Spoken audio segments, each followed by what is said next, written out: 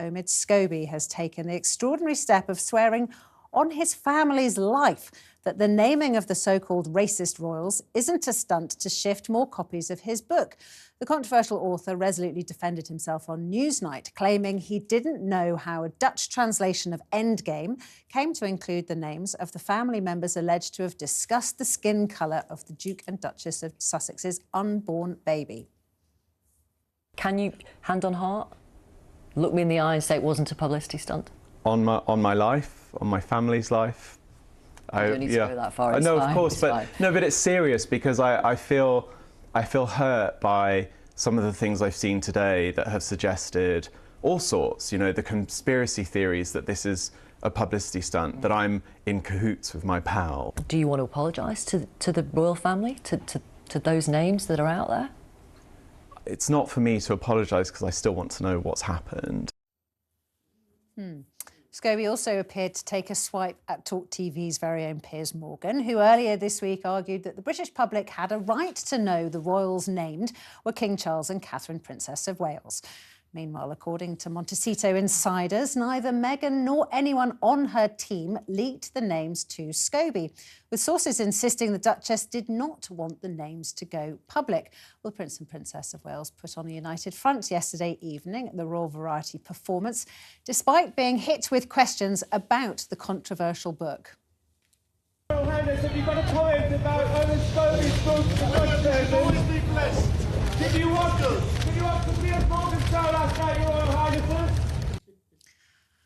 Well, what a wretched mess it all is, isn't it? I mean, I do have sympathy pretty much for everybody concerned, and I do have some grudging sympathy for Omid Scobie, because anybody who's dipped their little toe into this story, the ongoing story of, you know, the Sussexes versus the Waleses versus Charles, knows how vicious it is out there. And I know that he has had multiple death threats in the last few days. I think it's now 20 and counting death threats. So that's the level of seriousness that a lot of people think this is tittle-tattle. It actually does get very nasty very quickly, and it is serious. Having said that, it's his book that has ended up making this massive mess in the first place. And I slightly feel he needs to take more responsibility for that than he has. He keeps saying it wasn't in there, the names weren't in there, how on earth did they get in there? Well, we had Emma Wolf on here yesterday, and she said she worked in publishing and there is no way on earth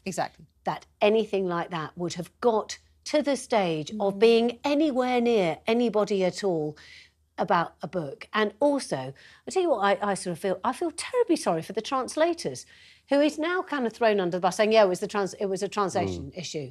These were two lines which were apparently 200 pages apart.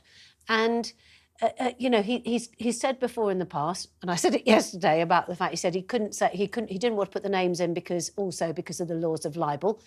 A defence in libel, as you know, is that if it's true, you have not libelled anybody. And then the other part is that Piers Morgan named them, and surely there'll be lots of people who are going, yeah, Piers Morgan is right. Why should all these other people know about it? And we, who pay for the royal family, do not know. Well, I had a book out recently, and the amount of times we read stuff back, and it goes back and forth between you. You do copy readings and legal readings and proof readings, and the kind of things that slip through are annoying typos, you know, apostrophes in the wrong place, you know, sort of allegations about the present king and potentially the future queen. Those are the kind of things that maybe stand out a bit. So it's very mysterious that nobody involved in this did this deliberately and nobody knew anything about it. Maybe it is a ghostwriter, like a genuine Edward Yates has come back to life to cause some mischief. I mean, it's clearly not a translation error, because it's a complete paragraph which is missing within, you know, English and every other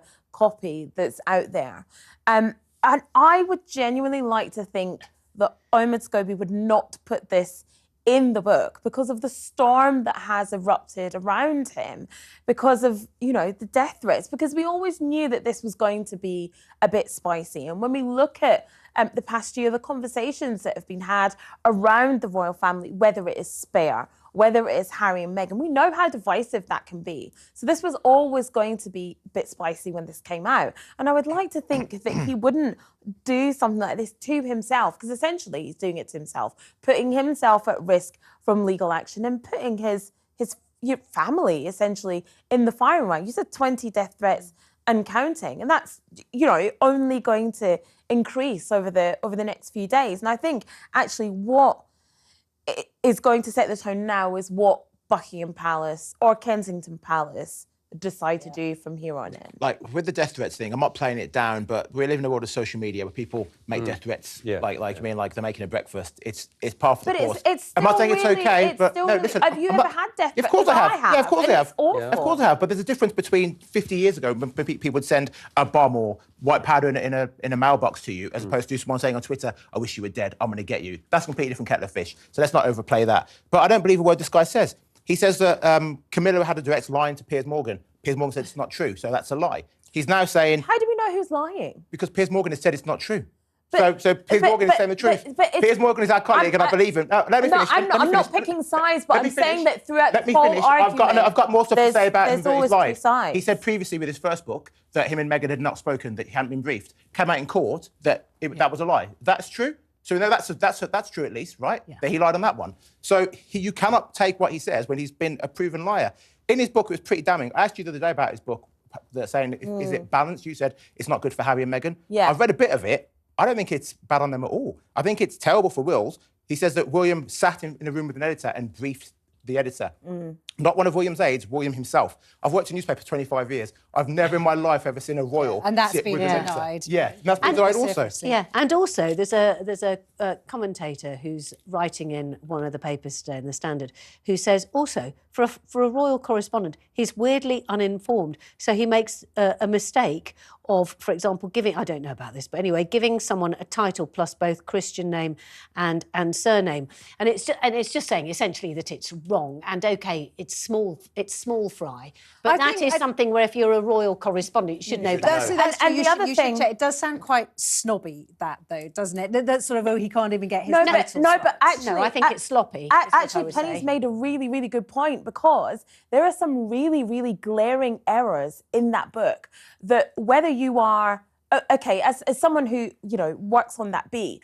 And you'll know it as well. For instance, he talks about Camilla's 50th birthday party, and the date is completely wrong. He has it in there as June 2000, but it was actually August 1997. And actually, a lot of people will know, and a lot of people will know that because that was Princess Diana's last summer, and the two things coincided. I mean, judging from and the problem. Sorry, just to let me. the thing is that when you have such glaring errors like that in the book, I'm not surprised that something like a passage that was lifted out or was in the book, it came out, it went back in. I'm not surprised that could happen, because where were the fact checkers? Because some of the things that are in there that are wrong are very, very basic, and you don't have to be a royal expert to know this. And I wonder how those things got in. And like Penny said, it's sloppy. Well, yeah, I mean, the truth is he probably wasn't alive for a lot of it. That's got to be the youngest royal biographer I've ever seen. I think he's older than he looks. How old is he? 42.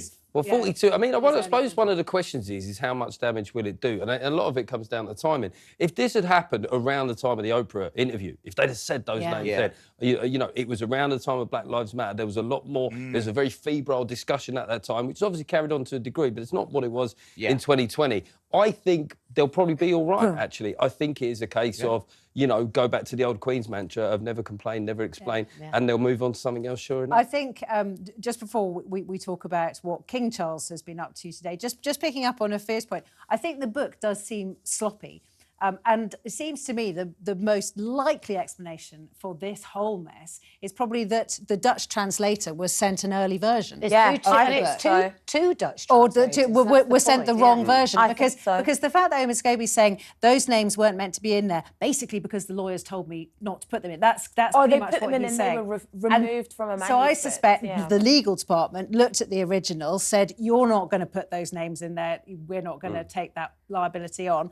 and the Dutch version probably was an old version. Yeah. That's my gut instinct, which, as you said, that is throwing the translators under the Maybe it'd be a Yeah. new kind And of it's excuse, sloppy. the Dutch translator excuse. I'm playing the Dutch translator card. Exactly. Right, so let me tell you what Harry's dad, Charles, has been up to today. We know that